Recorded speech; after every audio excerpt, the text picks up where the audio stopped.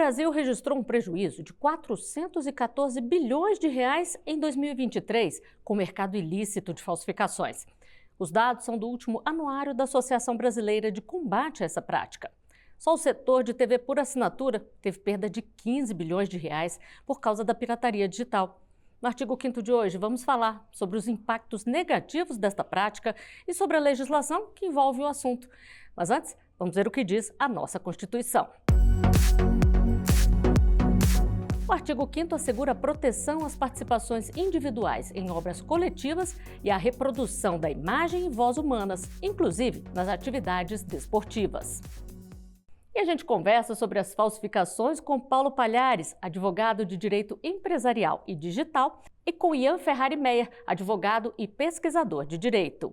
Muito obrigada pela participação de vocês no artigo 5º. Doutor Paulo, só para a gente ficar bem claro em tudo, o que é a pirataria digital? Bom, a pirataria, na verdade, é um termo popular para aquilo que o direito chama de contrafação, que é a reprodução de uma obra que é protegida pela lei por alguém que não tem autorização para fazer essa reprodução e a comercialização dela. Então, quando a gente fala em pirataria, a gente está falando em reprodução ilegal, indevida, de obras que têm proteção legal, geralmente para fins comerciais. E é diferente um pouquinho do crime cibernético, né?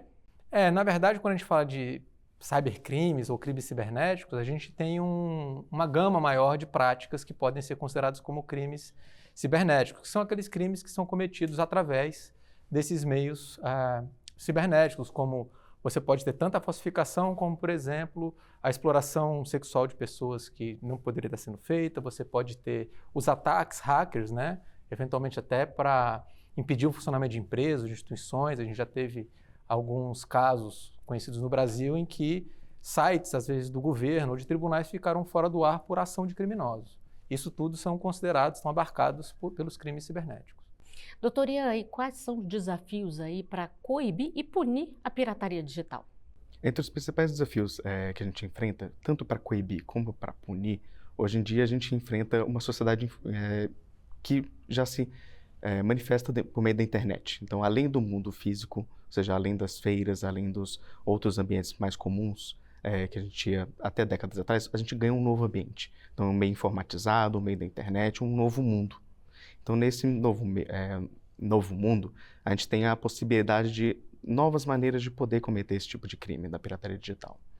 Então, entre os desafios, nós temos uma complexidade maior envolvendo agora esse tipo de crime, que antigamente se dava por meio de feiras, o mais comum, e agora a gente tem por meio de sites, por meio de aplicativos de mensagem. Então, existe toda uma complexidade tecnológica envolvida hoje em dia, o que dificulta os trabalhos dos órgãos de fiscalização e punição, os que aplicam a lei, então, e é necessário uma equipe interdisciplinar agora para que a gente possa combater esse tipo de crime, não só no sentido da punição, mas também de antecipar esses crimes. Como na legislação a gente pode fazer redações que vão proteger os direitos autorais e diminuir a ocorrência desses crimes. Não basta mais dar uma batida numa feira como era antigamente, né? Agora tem que ter todo um trabalho de inteligência, né? Exatamente. Então, hoje em dia a gente precisa de equipes não só formadas, eventualmente na área do direito, mas também como principalmente o pessoal das áreas envolvendo tecnologia. Então, um trabalho interdisciplinar. Agora, doutor Paulo, o Brasil participou recentemente de uma convenção cibernética. Qual o impacto disso para o país? Na verdade, essa convenção de Budapeste, como ela ficou conhecida, é uma convenção que procura alinhar os países, e ela já é uma convenção que há algumas décadas já está em vigor na Europa, e que o Brasil agora aderiu a ela, para uniformizar a legislação dos países, de forma a trazer exatamente esses meios mais eficazes de fiscalização e punição nos ambientes virtuais para a nossa legislação interna. Então, como todo tratado, todo acordo internacional, quando o Brasil adere a um desses acordos, a gente tem gradativamente a adequação da legislação interna para se adequar a esses tratados. E o que a gente tem acompanhado nos últimos anos são mudanças pontuais na norma, na lei doméstica, justamente olhando para esses tratados e para as melhores práticas para combate desses ilícitos. E falando em legislação interna, nós temos aí uma lei de janeiro de 2024 que trouxe inovações aí para a Ancine, né, doutor Ian? A nova legislação é interessante porque ela garante novos poderes e ferramentas para a Agência Nacional de Cinema, a Ancine. Agora ela pode, com esses novos poderes, suspender e interromper a vinculação de obras que estejam violando direitos autorais, e isso representa uma medida importante, mais uma ferramenta agora que nós temos contra a pirataria. Isso efetivamente ajuda a combater ou só muda ali a forma de combate? Olha, certamente ajuda, né? A Ancine, ela já tinha a atribuição de proteger os direitos autorais e, como o doutor Ian colocou, ela ganhou as ferramentas para fazer isso agora. Ao lado da Ancine, a Anatel também tem, né, algumas atribuições e algumas ferramentas para fazer isso. Então, a gente tem acompanhado esforços das agências reguladoras para tirar do ar, para identificar e tirar do ar esses conteúdos, de forma a garantir aos seus titulares o direito que é garantido constitucionalmente. Na prática, então, a gente tenta garantir na concretude o que é protegido pela lei. E a gente tem uma necessidade que é perene de se atualizar também, né? Então, a pirataria vai mudando os seus meios, suas formas de funcionamento, e a legislação vai tentando justamente fechar essas brechas para que a gente tenha uma incidência menor desse tipo de comportamento. Porque um aspecto muito importante da pirataria é que a pessoa que promove a pirataria, ela não contribui para a produção daquele conteúdo. Então, ela tem um comportamento que a gente pode chamar de parasitário. Ela se aproveita do trabalho de quem, de fato, elaborou aquela obra, de quem gastou e coordenou a construção daquela obra, porque o custo de reprodução da obra, de multiplicação daquele arquivo é muito baixo. Então, a gente vê que esse trabalho coordenado entre a Ancine e a Anatel pode gerar frutos muito importantes para o combate à pirataria. E, doutor Ian, também temos aí o artigo 184 do Código Penal, que também pode ser usado para poder combater e punir, né? E é interessante, o artigo 184 do Código Penal, ele vem justamente, como nós dizemos, pirataria não vai estar escrito na lei. O que vai estar escrito na lei vai ser violação do direito do autor, ou seja, daquele proprietário titular dos direitos de uma obra. Então, o artigo 184 ele vem dizer que existe uma punição para quem violar esse direito do autor. E, nas suas formas qualificadas, ou seja, seus parágrafos que seguem do caput do artigo, nós temos as formas, então, especiais, ou seja, procedimentos, formas que vão ser punidas com um pouco mais de intensificação pelo Estado, se forem cometidas de determinada maneira. Bom, nós temos uma pergunta de telespectador sobre esse tema. Vamos conferir. Quem compra um serviço falsificado comete algum crime? Doutor Ian. Então, a compra de um produto falsificado, ela encontra uma divergência muito interessante. Então, especialistas vão seguir por um primeiro caminho, tentando aplicar o artigo 184, que nós estamos conversando, que é justamente sobre a violação do direito do autor e suas modalidades qualificadas nos parágrafos.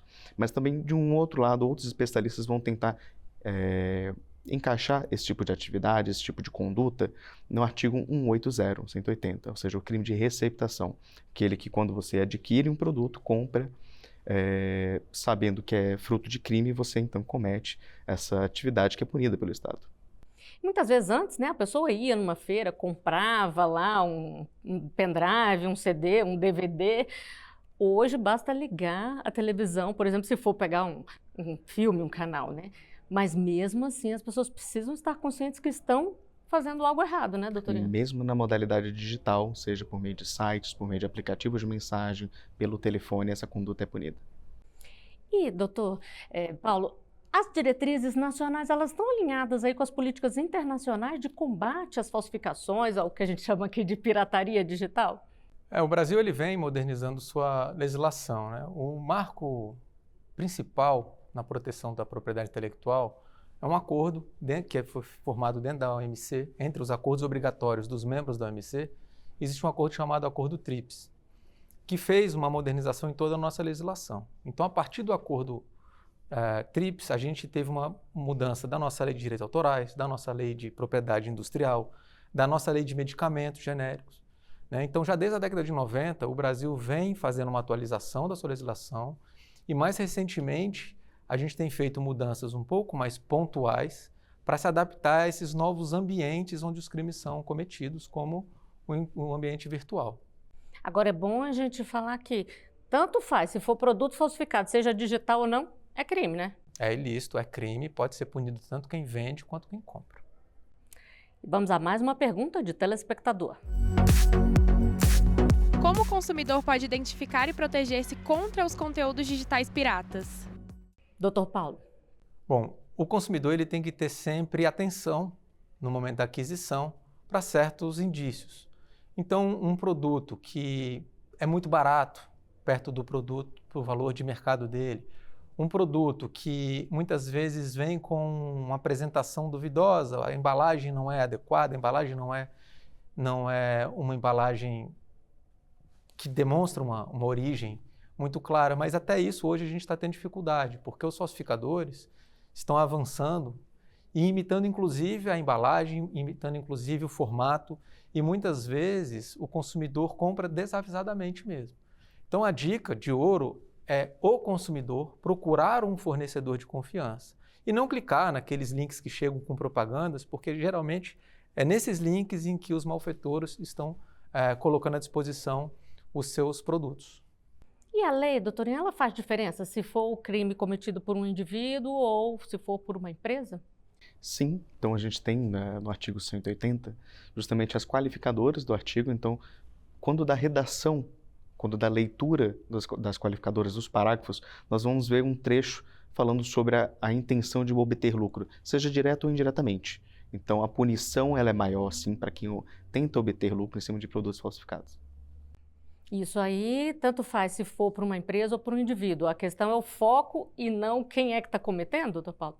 Tanto faz. O que pode acontecer, eventualmente, são outros institutos de direito penal, como as organizações criminosas, né, a formação de quadrilha, que pode ser utilizado para aumentar essas punições, mas isso vai depender do contexto em que está havendo essa exploração. Bom, a gente vai continuar nosso papo aqui. Agora o artigo 5º vai a um rápido intervalo. A gente volta já.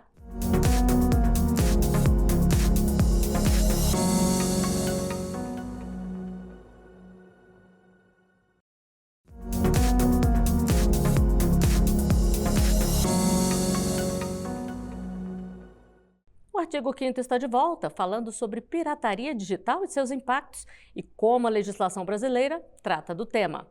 E eu continuo conversando com Ian Ferrari Meyer, advogado e pesquisador de direito, e também com Paulo Palhares, advogado de direito empresarial e digital. E vamos ver agora uma reportagem aqui da Rádio e TV Justiça sobre uma importante operação coordenada pelo Ministério da Justiça e Segurança Pública no combate à pirataria no Brasil. De acordo com o Ministério da Justiça, os investigados capturavam sinais de canais de televisão fechada em aparelhos como esses e cobravam para repassá-los para assinantes do serviço de pirataria. Os agentes bloquearam 266 sites e 461 aplicativos de streaming pirata e removeram perfis e páginas de redes sociais e de buscadores da internet. A estimativa é que o dano causado pelos crimes seja de 306 milhões de reais. A operação contou com a colaboração das embaixadas dos Estados Unidos e do Reino Unido no Brasil. E os mandados de busca e apreensão foram cumpridos nos seguintes estados: Alagoas, Bahia, Espírito Santo, Goiás, Minas Gerais, Mato Grosso, Pará, Pernambuco, Rio de Janeiro, Rio Grande do Sul, São Paulo. O principal crime investigado é a violação de direito autoral. A pena é de reclusão de 2 a 4 anos, além de multa para quem distribui o conteúdo para obter lucro. Já quem consome pode ser condenado à detenção de 3 meses a 1 ano ou multa. Doutor Paulo, operações como essa continuam acontecendo? Elas são ferramentas importantes aí de combate à pirataria? São. Na verdade, quando a gente olha as reportagens, a gente está vendo o final de uma investigação que foi feita com inteligência, com investigação, para desmantelar essas organizações que exploram a pirataria. Essas operações elas são fundamentais para a gente combater esse tipo de comportamento, mas elas também estão alinhadas à melhoria tecnológica, ao desenvolvimento de tecnologias que permitem que a gente controle melhor o fluxo de informações. Então, hoje, a gente falava da Anatel.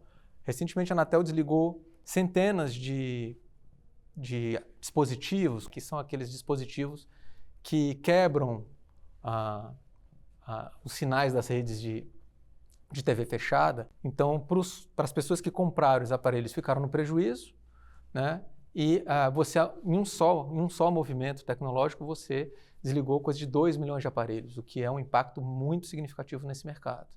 A gente está falando muito aqui, né, de TV, né, desse segmento, mas quais são os setores mais prejudicados com a pirataria digital? É realmente esse setor de TV?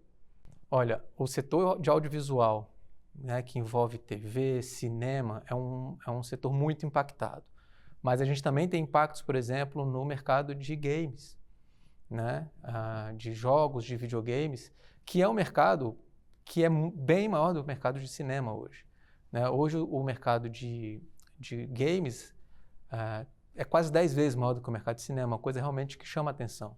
Doutor Ian, e recentemente também uma condenação no Brasil, o resultado da Operação 404 que a gente estava falando aqui, foi considerado um marco histórico. Um homem de São Paulo foi sentenciado a 5 anos de prisão por vender e transmitir ilegalmente conteúdos televisivos. O que essa condenação representa?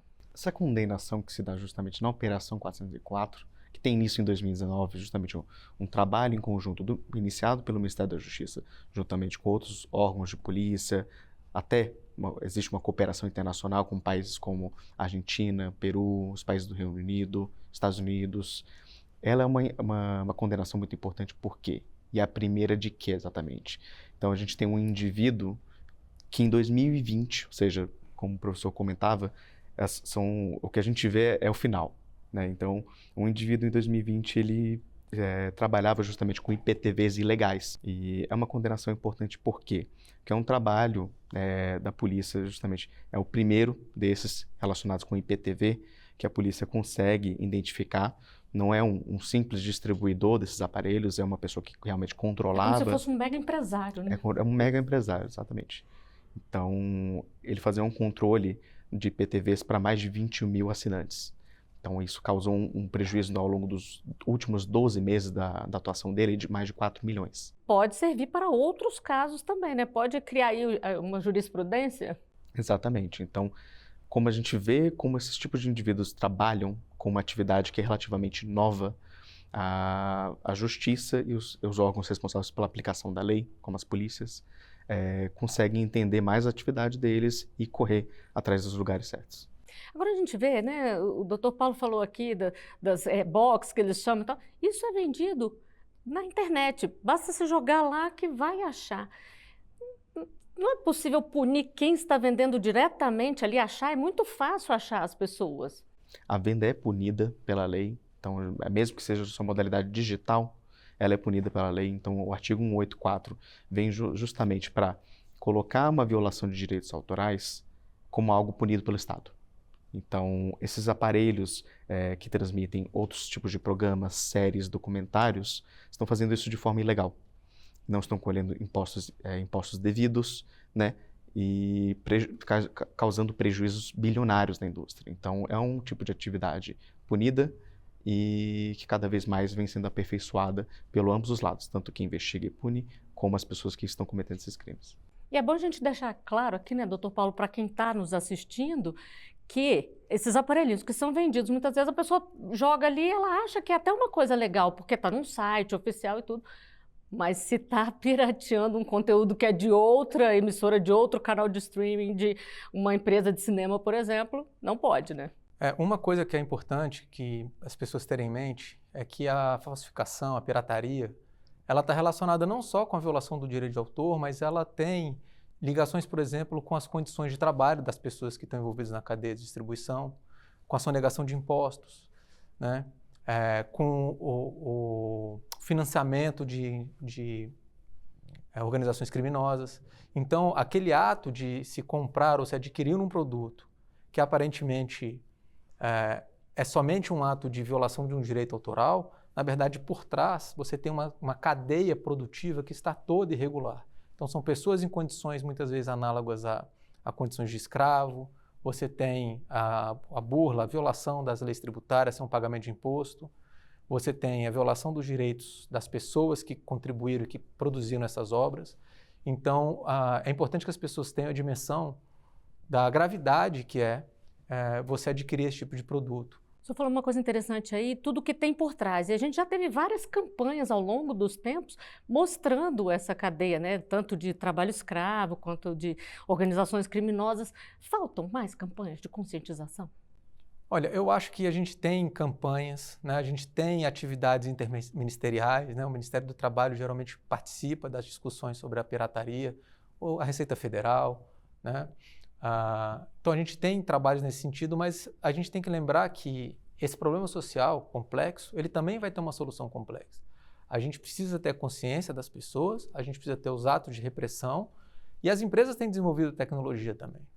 E falando em tecnologia, nós temos mais uma pergunta de telespectador sobre isso. Vamos ver. O que diz a legislação vigente quanto à inteligência artificial?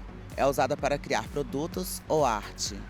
Doutor Paulo, aí a inteligência artificial entrando em campo, como é que fica com a legislação? A legislação de direitos autorais, ela não tem uma previsão específica para essa situação. E mesmo os especialistas têm dificuldade de definir o limite de cada um dessas criações. Então a gente tem hoje, na nossa lei, até uma expressão curiosa da Lei de Direitos Autorais, que a obra é a criação do espírito humano. Então, a rigor, a criação feita pela máquina, através da inteligência artificial, não vai ser considerada uma obra pela nossa legislação hoje.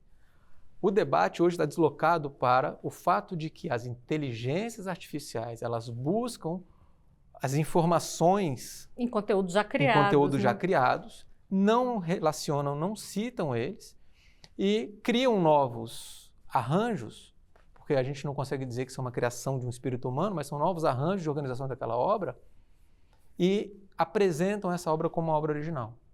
E a gente vai ter, nos próximos anos, um debate bastante fértil para saber o limite e quem é o autor, né? Se é a pessoa que dá o comando para a inteligência artificial, se existe uma coautoria entre a pessoa que dá o comando para a inteligência artificial, chamados prompts, e os autores cujas obras foram consultadas ou serviram de base para a criação daquela inteligência artificial. Mas pode Isso ser é a fronteira do direito. Uma espécie de plágio? Pode ser considerado uma espécie de plágio se os elementos forem suficientemente semelhantes. Isso não tem como a gente estabelecer critérios universais. Cada obra vai ter que ser comparada com aquela obra próxima para saber se é um plágio ou se é somente uma obra parecida. Doutorinha, voltando agora à pirataria de uma forma geral, como é que a lei trata quem é reincidente nesse crime? A reincidência ela vai se dar conforme os outros crimes, então o que a gente vai ter para uma reincidência da pirataria, ou seja, da violação dos direitos autorais, vai ser no momento do juízo realizar o cálculo da pena da pessoa que está sendo investigada, a reincidência vai entrar como algo que vai intensificar, algo que vai aumentar essa pena dessa pessoa que está reincidindo nesse tipo de crime. Bom, nós estamos chegando ao final do programa, que a gente já falou que a tecnologia avança muito rápido.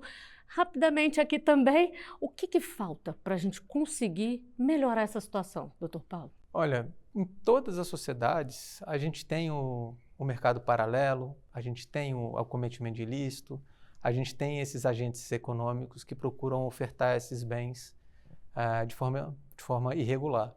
E o que a gente tem que fazer é um pouco do que a gente conversou ao longo do nosso papo de hoje. É conscientizar, permitir o acesso também, porque as pessoas querem ter acesso a essas obras, elas querem consumir os filmes, né? Ela quer ver o seriado dela. E se a tecnologia é aliada à conscientização e a ferramentas eficientes de combate à pirataria, a gente tem tudo para nos próximos anos estar numa situação muito melhor do que hoje. Doutor Ian.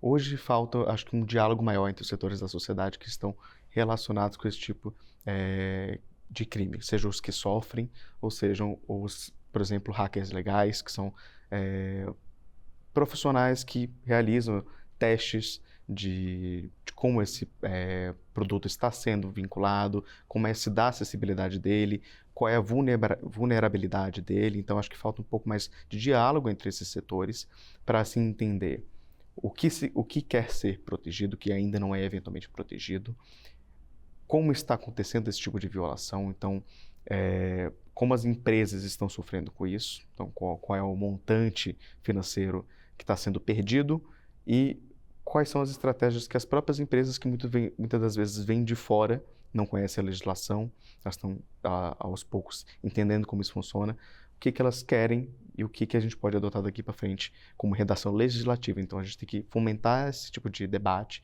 esse tipo de conversa para entender todos os lados e poder realmente construir uma redação legislativa efetiva. Muito obrigada pela participação de vocês aqui. E eu agradeço também a sua companhia. Você pode rever os programas nas nossas redes sociais. Você encontra a gente pelo @Rádio e TV Justiça. Até o próximo Artigo 5º. Tchau!